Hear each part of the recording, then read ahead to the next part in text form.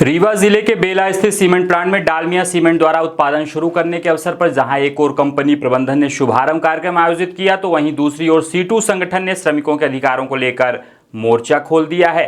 Company के मुख्य द्वार नर्मदा गेट पर आयोजित आम सभा में सीटू नेताओं ने प्रबंधन को चेतावनी देते हुए कहा कि श्रमिकों की अनदेखी किसी भी कीमत पर बर्दाश्त नहीं की जाएगी। सीटू के राज्य महासचिव कामरेड प्रमोद प्रधान ने सभा को संबोधित करते हुए आरोप लगाया कि कंपनी ने संचालन शुरू करने से पहले सुरक्षा कर्मियों की सेवाएं समाप्त कर नई भर्ती की है, जिससे लंबे समय से कार्यरत मजदूरों के अधिकार प्रभावित हुए हैं। उन्होंने कहा कि जो श्रमिक जिस श्रेणी और कार्य में पहले से लगे हुए थे, उन्हें उसी कार्य में पुनः अवसर दिया जाना चाहिए।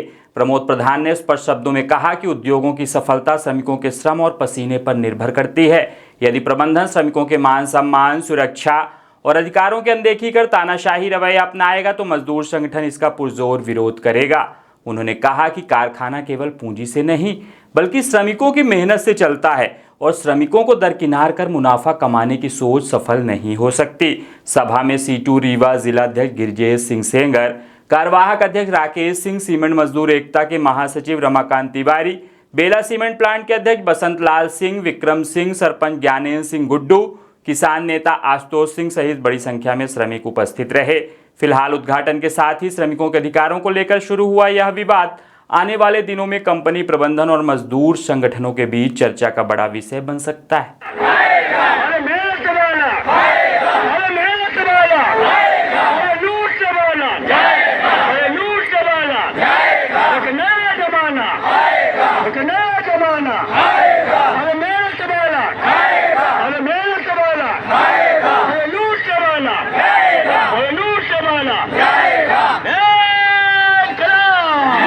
अधिकार, मजदूर की सुरक्षा, मजदूर का सम्मान।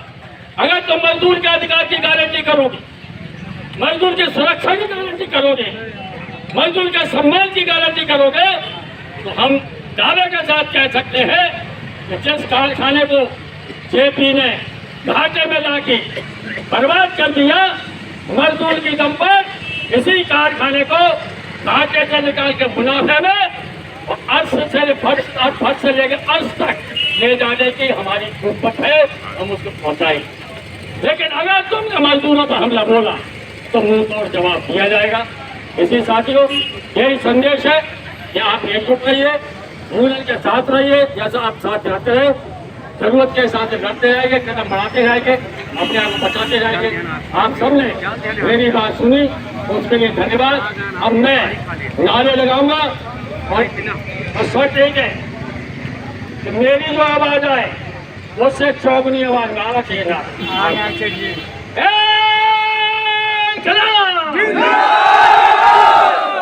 चौगुनी से थोड़ी कम है।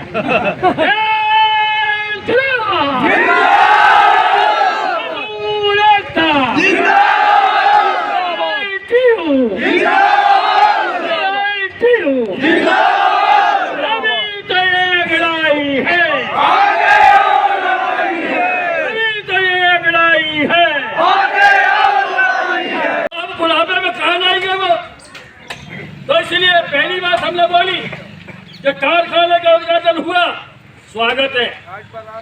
कारखाने को बढ़ाना है, ठीक है, बढ़ाओ। कारखाने में उत्पादन करना है, करो, हम सहयोग करने की तैयार हैं।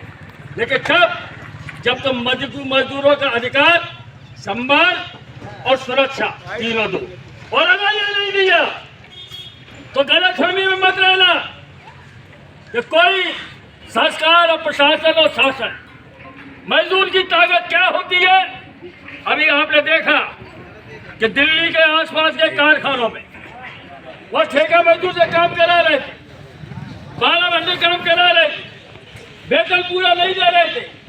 तो प्रधानमंत्री की नाक के नीचे जब मजदूर ने अपना सबूत दिखाया, जब मजदूर ने अपना असली रूप दिखाया, तब सारी सरकार हिल गई। और वो उत्तर प्रदेश की सरकार भी, हरियाणा की भी सरकार भी न्यूनतम वेतन बढ़ाने के लिए आई, उन पर दमन किया गया, लेकिन दमन का मजदूर ने मुकाबला किया। तो इसलिए आज पहली बात हमारी यह है कि जब आपने कारखाना लिया है, उस कारखाने लेते समय जो मजदूर भी जिस श्रेणी में जिस तरीके से काम करता था सबको काम देना पड़ेगा, और अगर सबको काम नहीं दोगे तो तुम भी काम नहीं कर पाओगे कारखाने के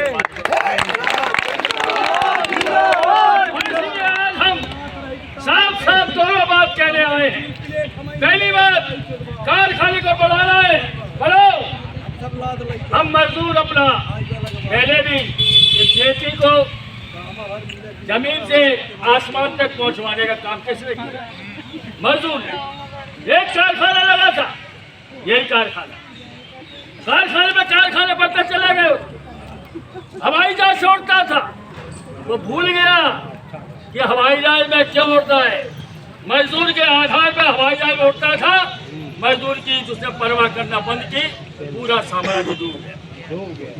और इसलिए आज नया प्रबंधन जो आया है वो उसको याद रखना है कि जो साम्राज्य तुमने खरीदा है वो साम्राज्य जेपी की कौड़ियां तो थी, लेकिन असली संपत्ति मजदूर ने पैदा करके दी। हमारी नंबर है, ये मजदूर का नंबर है, और इसलिए हम चाहते हैं कि कारखाने का भला हो, और हम ये भी चाहते हैं कि मजदूर का भला हो। और इसलिए पहली बार हम स्पष्ट रूप से उद्घाटन हुआ तो आपने अपनी बात रखी, कारखाने के नए प्रबंधन ने मीटिंग की, अपनी बात रखी, उसने अपनी बात रख के बोला, हम अपनी बात रख रहे हैं। और कारखाना चलेगा तो दो पहिए हैं, एक पहिया पैसे का, एक पहिया श्रम का, मजदूर का। अगर पैसे लगा लोगे अकेले तो माल नहीं टपकेगा। ये पिछले 2 साल से कारखाने में मशीनें तो लगी है, दीवारें तो खड़ी है, गाड़ियां तो रखी है, पूरा सामना तो खड़ा है, तो मशीन में से नोट क्यों नहीं टपके? नोट तब तक नहीं टपकेंगे जब तक मजदूर अपना पसीना नहीं बहाएगा।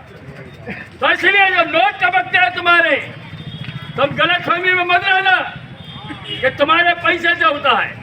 पैसे के साथ मजदूर का अगर श्रम नहीं लगेगा तो मुनाफा नहीं आएगा, और तुम मुनाफा अगर कमाना चाहते हो तो मशीन का ठीक करो, पैसे लगाओ, और साथ साथ में जो इंसान है जो असली संपदा पैदा कर रहे हैं उनका भी सम्मान करो। और इसी साथियों, आप सबसे मेरा यही निवेदन है कि पहले भी जब तानाशाही थी और लोग बड़े बड़े लोग सामना नहीं कर पाते थे, इस इलाके के बड़े बड़े भीमसा तलबे छेड़ते थे, उस समय वो जेपी मैनेजमेंट को चुनौती किसने दी?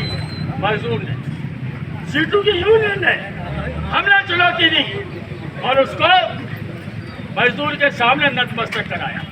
आज फिर हम चाहते हैं, मैं दोबारा दोहराऊं, हम चाहते हैं कारखाना आगे बढ़े, कारखाना चले, मुनाफा हो, हमारी नौकरी को सुरक्षित रखते हुए, हमारे अधिकार को सुरक्षित रखते हुए, हमारे रोजगार को सुरक्षित रखते हुए। इसलिए मैनेजमेंट को हमारे स्पष्ट कहना है कि जो मजदूर था वो मजदूर काम पर रहेगा, चाहे वो पीआरडब्ल्यू हो, चाहे पीसीसी हो, चाहे जाल हो, चाहे वो सिक्योरिटी के लोग हो, और चाहे दूसरे लोग हो। और इसलिए आप सबसे निवेदन ये है कि अगर अपने अपने बारे में सोचेंगे अकेले तो आप भी नहीं बचोगे, अगर सबके बारे में सोचोगे आप भी बचोगे। ये ध्यान रखना, मजदूर के पास एकता के अलावा कोई रास्ता नहीं, संगठन के अलावा कोई रास्ता नहीं। अगर हम ये सोचें अकेले अकेले बच जाएंगे, अकेले नहीं बचेंगे, और अगर सबको साथ में लेके सबके लिए लड़ेंगे और अगर सब बचेंगे तो आप भी बचेंगे। और इसलिए हमारा CITU जब से बना है तब से मजदूरों के अधिकार के लिए लड़ते रहे, ईमानदारी के साथ लड़ते रहे।